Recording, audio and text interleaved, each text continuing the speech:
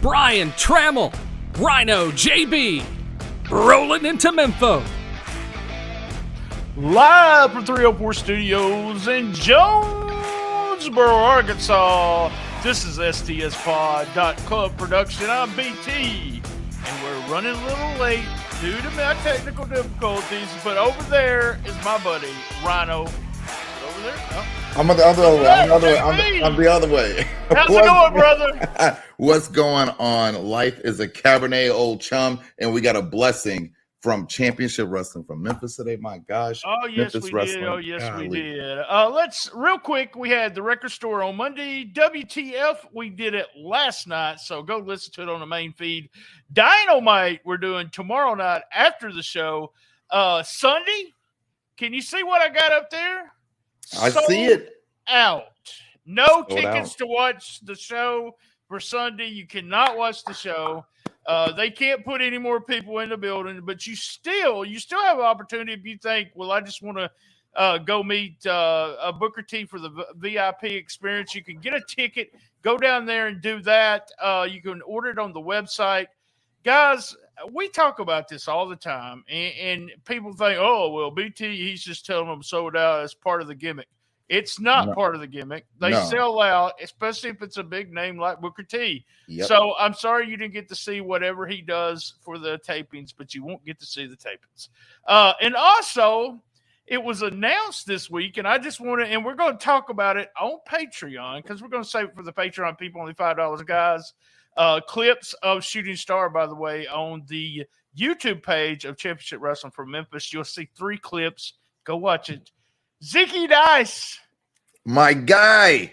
Yes. Oh, he is coming live on a Saturday night right here, right there in Memphis, Tennessee.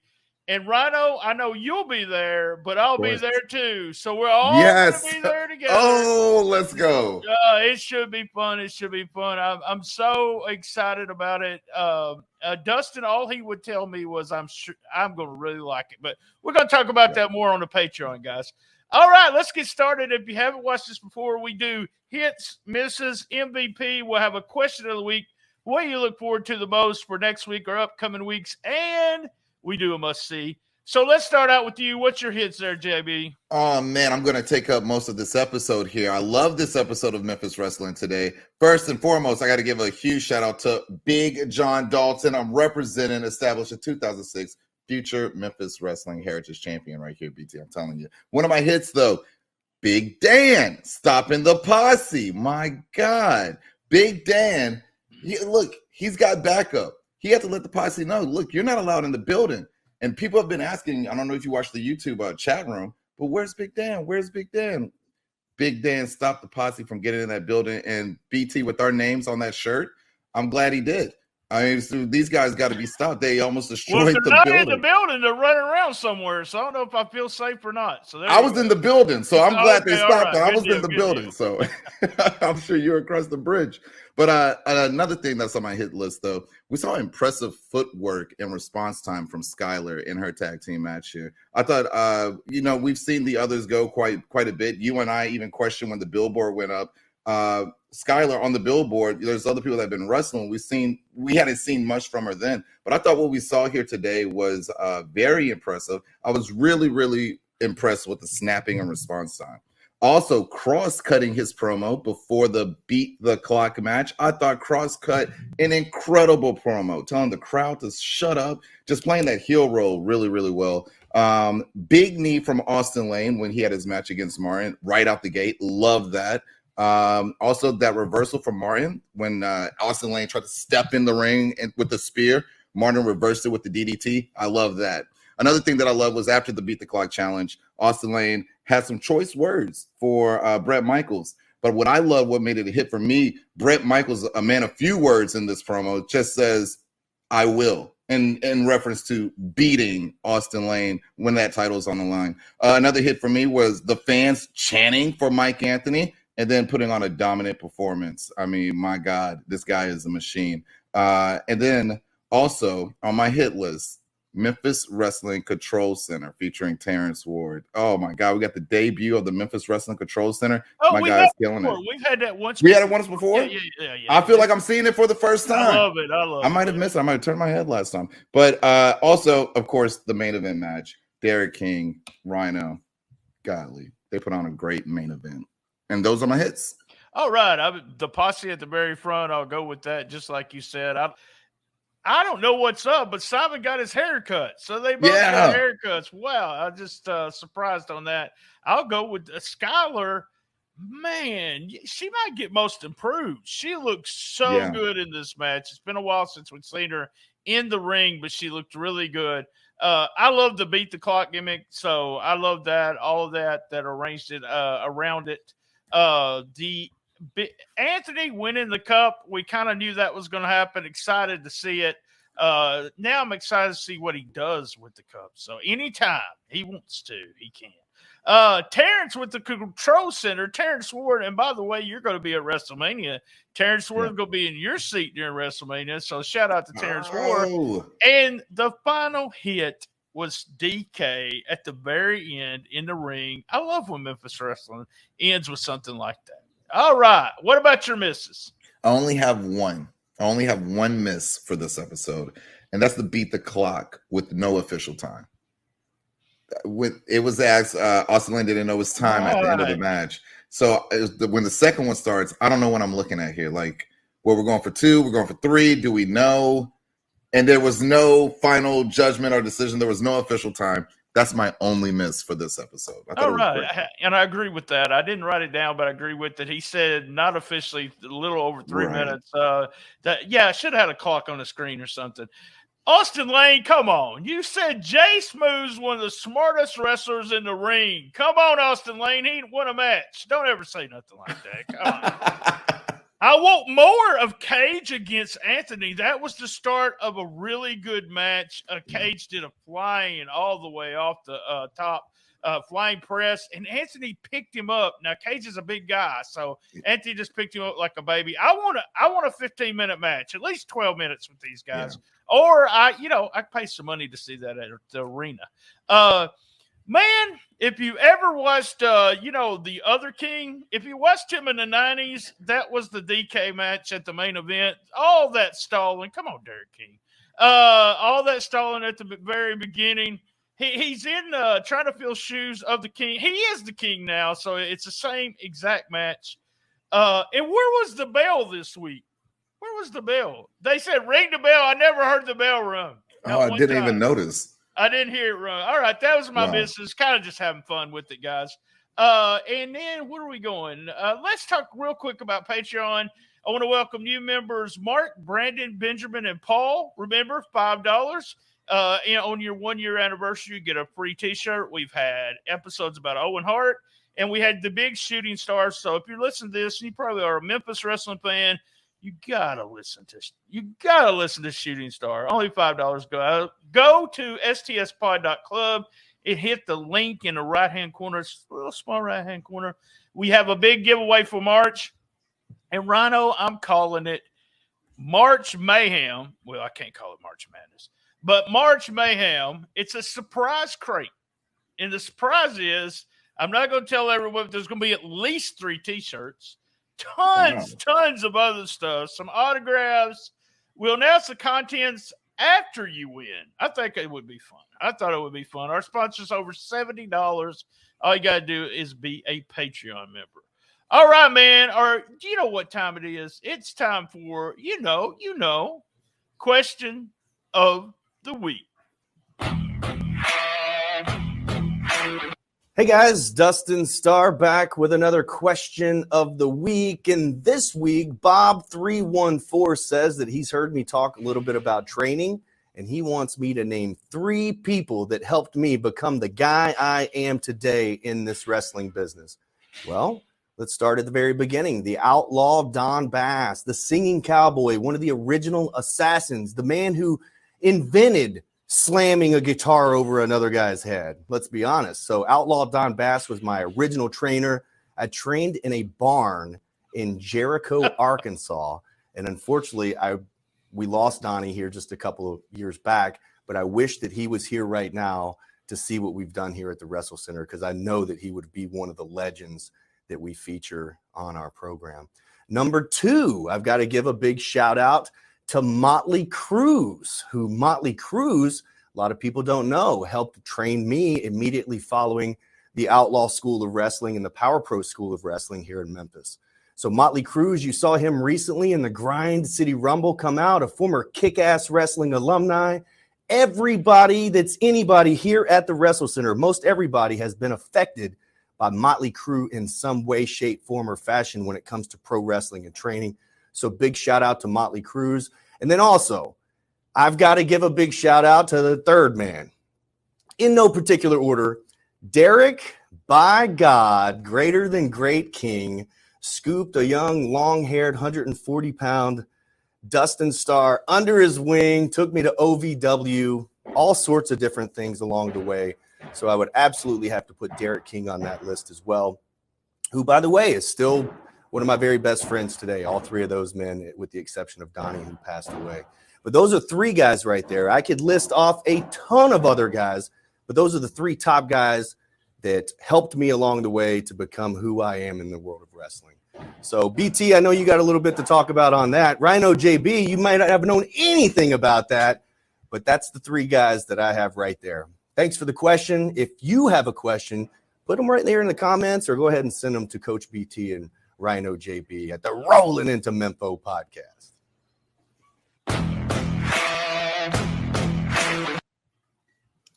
All right. Hey, I'm going to turn it around a little bit, since he told the people who influenced him in wrestling. Tell me, and I will put the question of the week, the phone number and everything's at the bottom there. Tell me, Rhino, who influenced you about becoming a fan of pro wrestling? Who influenced you to say, okay, I'm going to go watch wrestling now because this person is watching wrestling? Oh, gosh, that would be a group of people. That would be a group of people. My grandmother and my older cousins. So shout out to Will, Mike, and Demal. I wanted to be just like them. They were into basketball, so I was into basketball. Right. They were into rap music. I'm into rap music. They were really into wrestling, though. Really into. And my grandmother, she didn't care what was on TV. She didn't care if it was the World Series, playoffs. If wrestling is on by any promotion, we're watching wrestling.